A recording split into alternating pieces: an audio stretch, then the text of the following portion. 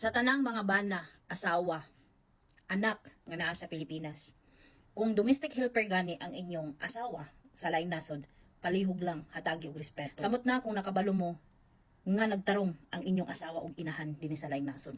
Dili porket nga wala na siya nag-online, nagbinuang na siya. Wa mo nakabalo kung unsay sitwasyon, isip usa ka housemaid dinhi sa laing nasod. Si nanay grabe niya nga hilak tungod kay grabing pangyawa-yawa sa iyahang anak kay wala gihatag ang gusto nga mapalit karong Pasko.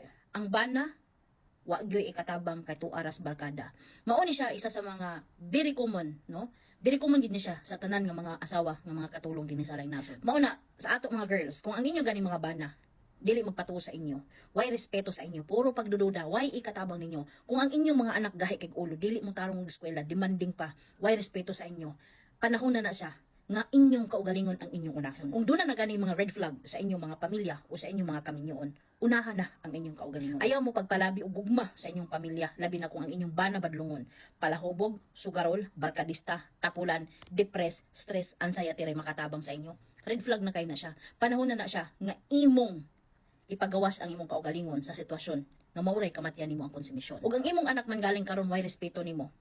Demanding kay siya klaseng pagkaanak, dili siya kabalo makontento sa imong kaya lang nga ihatag. Kung siya'y magbuot kung pilay imong ihatag, kung siya'y matuman sa tanan niyang gusto, red flag na kay na siya. Mao nang kitang mga domestic helper, mentras nga doon na patay panahon nga tagan natong pagtagad ang atong kaugalingon. Kung doon na patay panahon nga makabawi sa atong kaugalingon. Kung doon na mga red flag sa inyong sitwasyon, sa iya-iyang mga pamilya, ilabi naggahig ulo inyong anak, di mo tarong eskwela og dili makontento, og dili siya mo respeto sa imo. Sign na siya nga hinahinay ka magpalayo sa ilaha. Kung imong bana gani walay ikatabang sa imo ha. Ayaw na og hatagi og pagtagad nga mamatay kog konsumisyon tungod lang sa ilaha. Kay ikaw ra magihapoy luoy. Ikaw mamatay ka tungod sa konsumisyon sa ilaha. Sila ikalipay nila kung mamatay ka. Mo nang ampingi imong mental health, tabangi imong kaugalingon. I-secure ang imong kaugalingon kung doon na mga red flags sa pamilya. Ayaw pagpalabi og gugma kay mag-unsa man ang gugma kung walay respeto nila sa imuha. Usa sa mga bana nga nabiyaan sa Pilipinas, ayaw gulata nga mismo ang OFW mao'y magpalayo ninyo. Kung kamo mga anak sa usa ka OFW, ayaw gulata nga kamo mismo talikdan mo sa inyong inahan. Kay wala mo nakabalo ug unsa ka lisod ang domestic helper dinhi sa laing nasod. Ayaw ninyo gulata nga mismo ang usa ka OFW mao'y magbag-o tungod lang kay wa ninyo siya respetuha ug wa ninyo siya suportahi sa iyahang mga plano. Kay dili man na matuman ang plano kung mag-inusara siya. Mao nang shoutout sa tanan mga domestic helper. Ampingi ang inyong kaugalingon ug ang inyong mental health.